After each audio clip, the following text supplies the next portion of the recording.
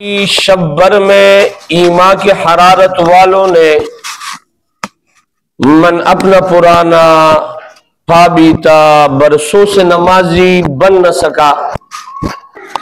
हमारे मुल्क चले आओ सदा बरसात रहती है, हमारे मुल्क चले आओ सदा बरसात रहती है। कभी बादल बरसते हैं, कभी आंखें बरसती है। मेरे वाजिबुल एहतराम अजीज सामीईन और बुजुर्गानी दीन, मेरा बसरात के सामने कुरान मजीद और फुरकान हमीद की चंद आयत मुबारक तिलावत की है। अल्लाह जल्ल जलालहू से दुआ है कि अल्लाह रब्बुल इज्जत मुझे इस मुख्तसर से वक्त में इन आयतों की सही तफसीर बयान करने का और सामीईन को सही तरीके से सुनने का और फिर हम सबको इन बातों पर अमल करने की तौफीक अता फरमाए। मेरे शेर से आपको अंदाजा हो गया होगा कि मुल्क पाकिस्तान बमानिन मस्जिद के है। हुसैन अहमद मदनी रहमतुल्लाह अलैह इसके बारे में इसके मुतालिक ये फरमाया करते थे कि ये मस्जिद है, जिस तरीके से मुसलमानों के ऊपर मस्जिद की हिफाजत लाजमी है, इसी तरीके से इस मुल्क की हिफाजत भी लाजमी है। और हुसैन अहमद मदनी रहमतुल्लाह अलैह वो शख्सियत है जिनके मुतालिक हमारे लोगों के माबेन ये बात है कि ये मुल्क पाकिस्तान के मुखालिफ थे। की कज़िया उन्होंने ये पेश किया था, इससे अगर बर्र-ए-सग़ीर पाक व हिंद को आजाद कराने वाले कोई लोग हैं तो उनका नाम उलमा है। 1857 की जंग आजादी, हाफिज जामिन का शहीद होना, रशीद अहमद गंगोही रहमतुल्लाह अलैह का शामली के मैदान में अंग्रेज का ताक़ुब करना, फिर उसके बाद उनके खिलाफ वारंटी गिरफ्तारी जारी होना, सहूबतें बर्दाश्त करना, माल्टा की जेल में शेख महमूदुल हसन देवबंदी रहमतुल्लाह अलैह को कैद करना, ये सारी की सारी तहरीक अंग्रेज से आजादी की थी। कज़िया उन्होंने ये पेश किया, इस मुल्क में दो किस्म के लोग रहते हैं, मुसलमान, हिंदू और बाकी इसके अलावा और बिरादरी है। और फैसला यह तय पाया कि 45% पार्लियामेंट में हिंदुओं को जो है वो नुमाइंदगी दी जाएगी, 45% मुसलमानों को नुमाइंदगी दी जाएगी, बाकी 10% जो है वो अक़लियतों को दी जाएगी। तो बाहर के आए दिन मुल्क पाकिस्तान बना इस मकसद के लिए कि पाकिस्तान का मतलब क्या, ला इलाहा इल्लल्लाह। लेकिन उस मकसद के हुसूल में मुसलमान अब तक कामयाब नहीं है, या कामयाब है? हमारे अदालतों में कवानीन किसकी है? हमारे जुडिशरी में, हमारे हर जगह कवानीन उनका चल रहा है। पाकिस्तान का मतलब क्या, ला इलाहा इल्लल्लाह है। और आए दिन दीनदार लोगों के खिलाफ, मदारिस के खिलाफ लोग जो है आवाजें कसते हैं, उठाते हैं। हालांकि मुल्क पाकिस्तान के मदारिस के मुतालिक मैं बारहा अर्ज कर चुका हूं कि अगर किसी ने दीन में आला तालीम हासिल करनी होती है, पीएचडी करना होता है, तो वो मुल्क पाकिस्तान का रुख करते हैं, चाहे वो खलीज ममालिक से क्यों ना हो, चाहे उसका ताल्लुक सऊदिया से क्यों ना हो, चाहे उसका ताल्लुक कतर से क्यों ना हो, चाहे उसका ताल्लुक मिस्र से क्यों ना हो, लेकिन उलूम इलाहिया, उलूम दीनिया के हुसूल के लिए और आला तालीम हासिल करने के लिए मदारिस दीनिया मुल्क पाकिस्तान के रुख के लिए तलबा बेचैन और बेताब रहते हैं। और ये एक वाक़या मैंने आप हज़रात के सामने रखा था। हमारे उस्ताद मोहतरम डॉक्टर अब्दुल रज़ाक सिकंदर साहब नव्वर अल्लाह मरकज़हू ने बयान फरमाया था कि अफ्रीका की वजीर जंगलात ने मुझे अपने वलीमे पे बुलाया और पाकिस्तान के कौंसलेट के लोगों को बुलाया, और कोई नहीं थे, सऊदिया वाले नहीं, कतर वाले नहीं, دبئی والے نہیں، ابو ظبی والے نہیں، یہاں تک کہ جتنی اسلامی ممالک ہیں کسی اور کو نہیں بلایا، صرف کہا مجھے بلایا گیا پاکستان کے کونسلیٹ والوں کو، کہا میں نے اس ولیمہ میں ان سے پوچھا کہ صرف پاکستان اسلامی ملک ہے؟ فرمانے لگے نہیں، چونکہ میں نے ملک پاکستان میں پڑھا ہے، 8 سال تک آپ کے مدرسے میں پڑھا ہے، اور اس کونسلیٹ والوں کو اس لیے بلایا کہ انہوں نے مجھے ویزا جاری کیا، آپ لوگوں کا میرے اوپر احسان ہے، اس لیے اپنی خوشی میں آپ کو شریک کرنا چاہتا ہوں۔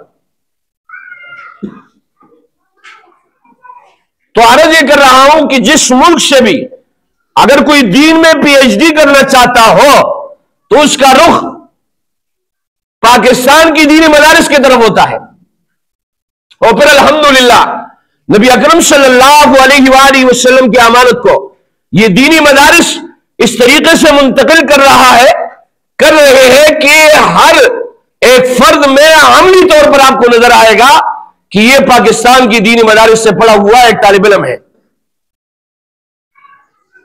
ورنہ تو ہمارے استاذ جامعہ ازہر میں پڑھ چکے تھے۔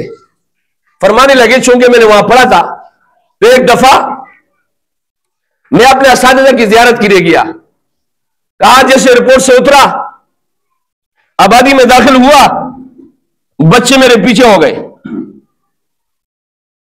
اور ان کو میں ایک عجیب آدمی لگنے لگا۔ وہ شہر ناپرسا کا واقعہ آپ لوگوں نے سنا ہوگا، بادشاہ کی ناک میں کوئی جو ہے مسئلہ آ گیا تھا، حکیم نے کہا جب تک ناک نہیں کاٹو گے اس وقت تک یہ بیماری ختم نہیں ہو سکتی، جس طریقے سے کینسر کی مرض ہوتی۔ ناک کاٹ دیا گیا، اب جو لوگ آتے تھے بادشاہ کا ناک نہیں، اس کو دیکھ کے تھوڑے سے مسکرا لیتے۔ ایک دفعہ وزیر نے بھی مسکرایا، کہا اس کی بھی ناک کاٹ دو، تو یہ سلسلہ رکا نہیں۔ بہرحال بادشاہ نے جو ہے یہ آرڈر جاری کیا کہ سارے رعایا کی ناک کاٹ دو۔ اب اس ملک میں اگر کوئی شخص باہر سے آتا اور اس کا ناک ہوتا تو لوگ اسے کیا کہتے تھے؟ ناکو۔ استاد محترم نے یہ واقعہ سنا کر فرمایا کہ جب میں مصر گیا میری داڑھی تھی، بچے میرے پیچھے ہو گئے کہ عجیب قسم کی مخلوق آئی ہوئی ہے، تو کہا میرے ساتھ شیوخ تھے، میں نے ان سے کہا یہ شاعر اسلام میں سے ہے داڑھی، اور آپ کے بچے اس سے اتنے غیر مانوس ہے کہ مجھے ایک عجیب مخلوق سمجھ رہے۔ اور کہا میں نے ان سے کہا کہ آپ پاکستان آؤ تاکہ آپ کو دین کے انتقال کا طریقہ سکھائیں کہ دین کو طلبہ میں کس طریقے سے منتقل کیا جاتا ہے۔ شیطان بڑا عالم تھا کہ نہیں تھا؟ شیطان کے متعلق آتا ہے کہ یہ فرشتوں کا استاذ تھا، اور اس کے متعلق ایک شعر لکھا ہوا ہے، تکبر مکن اے زینہا آرے پسر کہ تکبر را عزازیل خوار کر دے۔ نام عزازیل ہے، بروزن اسرائیل، جبرائیل، میکائیل، اسرافیل، عزازیل، یہ فرشتوں کا استاذ تھا۔ یہ تو بعد میں جب اس سے حکم نہیں مانا اور کہا خلقتنی من نار وخلقتہ من طین، آپ نے مجھے آگ سے پیدا کیا اور اس کو مٹی سے پیدا کیا، مجھے آپ آرڈر دے رہے ہو کہ مٹی والوں کو سجدہ کر لو۔ فابا واستکبر وکان من الکافرین، انکار کیا، تکبر کیا، کافروں میں سے بن گیا۔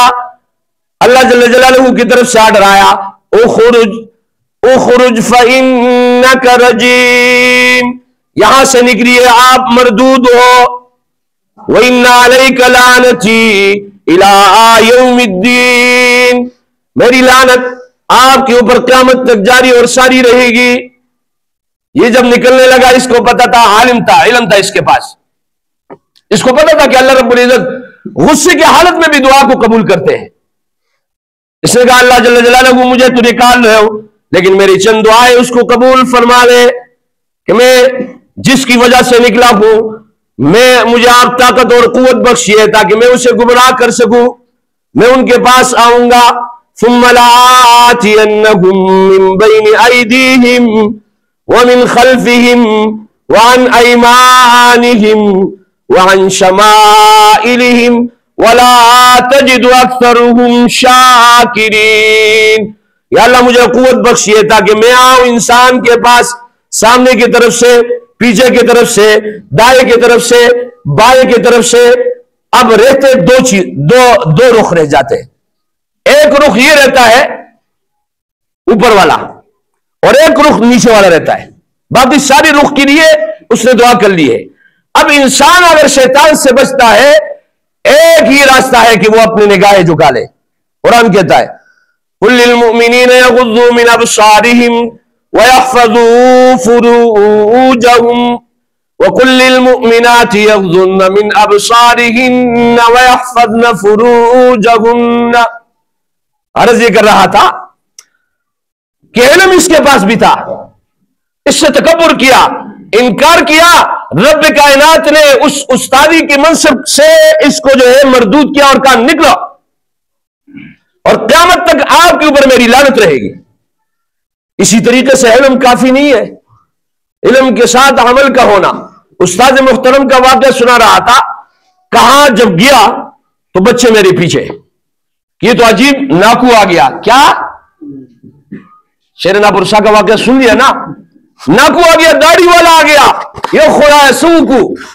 بچوں نے کوئی داڑھی والے دیکھا نہیں تھا۔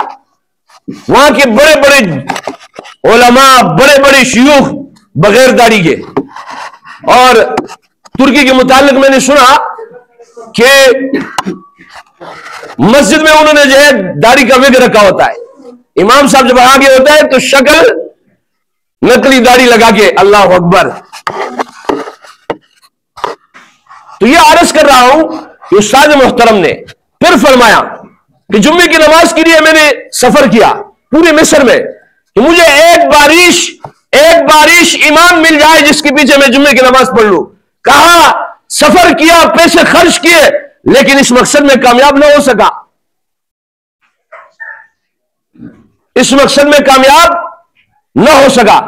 عرض یہ کر رہا تھا کہ الحمدللہ پاکستان کے مدارس دین کے انتقال کو عملاً اپنے طلباء میں، اپنے لوگوں میں اس طریقے سے منتقل کر رہے کہ آپ کو عمل میں بھی وہ نبی کا امتی نظر آئے گا، نبی اکرم صلی اللہ علیہ وآلہ وسلم کا وارث نظر آئے گا۔ اور یہ مدارس کا جو ہے ایک امتیاز ہے، تر امتیاز ہے۔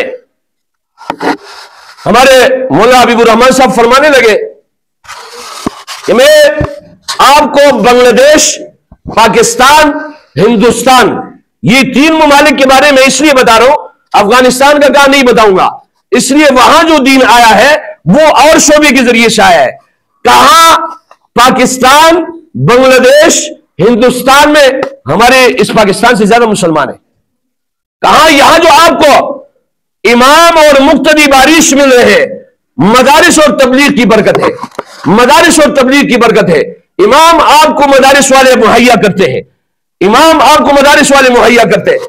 اور میں عجیب حالت یہ ہو گئی، الحمدللہ میں علماء کے شان کو سلوٹ کرتا ہوں کہ آج سے تقریباً 40-50 سال پہلے لوگ حافظ کے لیے گھوما کرتے تھے، دور دراز سے حافظ کو لایا جاتا تھا اور ان سے درخواست کی جاتی ہمارے مسجد میں مصلی سناؤ۔ اب حالت یہ ہوئی ہے کہ مسجدیں کم ہے، حفاظ زیادہ ہے، لہذا حفاظ کرام اپنے اپنے گھروں میں، اپنے ڈیروں میں، اپنے بیٹکوں میں، اسی طریقے سے مسجد میں کئی جگہ جو ہے مصلی سناتے، کیونکہ مدارس نے الحمدللہ اس امت کے ساتھ یہ احسان کیا، اتنا انعام دیا کہ ہر جگہ الحمدللہ حفاظ موجود ہے۔ پھر ہمارا وزیر دفاع اٹھتا ہے، مدارس کے خلاف بات کرتا ہے۔ میرا عزیز ساتھیو، مدارس سے دین پھیلتا ہے، مدارس وہ ٹھکانے ہیں، دین کے وہ مراکز ہے جس کو ابراہیم علیہ السلام نے اپنے دعا میں نبی پاک صلی اللہ علیہ وآلہ وسلم کے لیے مانگا تھا۔ یہ آیات جو میں نے آپ حضرات کے سامنے رکھی ہے، پڑھی ہے، اس کا ترجمہ کر کے، اس کا خلاصہ سنا کے بات ختم کروں گا۔ ٹائم انتہائی مختصر ہوتا ہے، اس لیے موضوع پائے تکمیل تک نہیں پہنچتا ہے۔ ابراہیم علیہ السلام نے جب بیت اللہ کی تعمیر مکمل کی، دو دعائیں مانگی تھی، ایک کا تعلق مادیات کے ساتھ تھا، ایک کا تعلق روحانیات کے ساتھ تھا۔ روحانیات کے ساتھ جس دعا کا تعلق تھا وہ آپ کے سامنے رکھ دیتا ہوں۔ ربنا وبعث فیہم رسولا منہم یتلو علیہم آیاتک ویعلمہم الکتاب والحکمہ ویزکیہم، یا اللہ ان میں شر نبی مبعوث فرما دیجئے مکہ والوں میں، یتلو علیہم آیاتک، وہ نبی آپ کا نبی ان کے اوپر اللہ کی آیاتیں پڑھنے والا ہو، وَيُعَلِّمُهُمُ الْكِتَابَ انہیں کتاب سکھانے والا ہو، وَالْحِکْمَةَ کتاب کی تشریح اور تفصیل سکھانے والا ہو، وَيُزَكِّيهِمْ ان کا تزکیہ نفس کرنے والا ہو۔ ابراہیم علیہ السلام نے نبی پاک صلی اللہ علیہ وسلم کے لیے دعا مانگی ہے، اور ڈیوٹی کے تعین کے ساتھ کہ نبی ایسا ہو کہ اللہ کی آیاتیں ان پر پڑھنے والا ہو۔ میں آپ حضرات سے درخواست کرتا ہوں، آپ اپنے گرد و نواح میں سوچیں اللہ کی آیاتیں کن جگہوں پر پڑھی جاتی ہے؟ وہ آئے کہنا یار مدارس میں پڑھی جاتی ہے نا۔ وَيُعَلِّمُهُمُ الْكِتَابَ کا مظہر کہاں ہوتا ہے؟ وَالْحِکْمَةَ اس کی تشریح اور تفصیل کہاں سکھایا جاتا ہے؟ وَيُزَكِّيهِمْ تزکیہ نفس کہاں ہوتا ہے؟ تو نبی کا مشن، نبی کا کام، نبی پاک صلی اللہ علیہ وآلہ وسلم کے زمانے میں صفہ کا مدرسہ تھا۔ ہمارے استاذ فرمایا کرتے تھے، علماء تشریف فرما ہے کہ مدرسہ اقتضاء النص سے ثابت ہے۔ اب آپ اقتضاء النص کیا جانے، وہ میں جمعے کے دن اعلان کرتا ہوں کہ اتصال کا اہتمام کرے، تو 2 جمعے پہلے مجھے ایک ساتھی نے کہا یہ اتصال نہیں جانتے۔ اقتضاء النص تو ایک علمی وہ ہے، اصطلاح ہے، وہ آپ کیسے جانے؟ اقتضاء النص اسے کہتے ہیں کہ جب آپ گھر میں گوڑے لے کر آتے ہو تو اس کے لیے استبل کی ضرورت ہے کہ نہیں ہے؟ یہ گوڑا اقتضاء کرتا ہے، تقاضا کرتا ہے کہ اس کے لیے استبل بناؤ۔ اور جہاں پر آپ انسان بساتے ہو، انسان جب بساؤ گی اس کے لیے رہائش کی ضرورت ہے یا نہیں ہے؟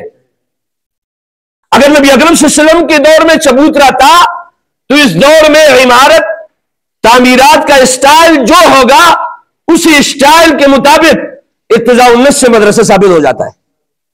گھوڑے کے لیے استبل کا ہونا لازمی ہے، انسان کے لیے رہائش کا ہونا لازمی ہے۔ جب انسان آپ ایک جگہ بساؤ گے وہاں پر اس کے لیے رہائش مہیا کرنا ضروری ہے کہ نہیں ہے؟ تو یہ ہے اقتضاء النص سے۔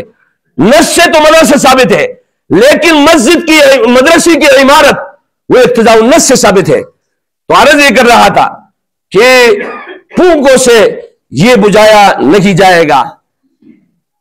یریدون لیطفئوا نور اللہ بافواہہم، قرآن کہتے ہیں یریدون لیطفئوا نور اللہ بافواہہم، یہ چاہتے کہ ہم پھونکوں سے اللہ کی نور کو بجھا دیں، نہیں بجھے گا۔ اسلام کی فطرت میں قدرت نے لچک ڈالی ہے، جتنا کہ دباؤ گے اتنا ہی یہ ابھرے گا۔ اللہ جل جلالہ جو کچھ ہم نے سنا ہے اس سے سبق حاصل کرنے کی توفیق عطا فرمائے۔ وآخر دعوانا ان الحمد للہ رب العالمین۔ آذان ہوگی اس کے بعد سنتیں پڑھ رہے ہیں۔